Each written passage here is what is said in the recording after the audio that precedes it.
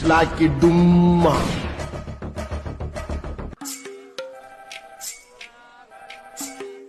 Pichumani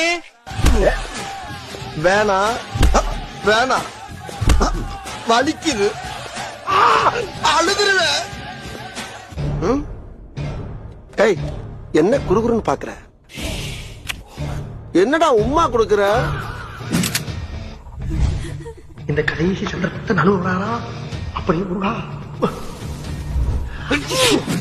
follow பண்றியாடா பாடிஸ்டுடா? உடம்ப இரும்பாக்கிக்கடா, அரமலா ஆரம்பிச்சு வெளுத்து வாங்க போகுது.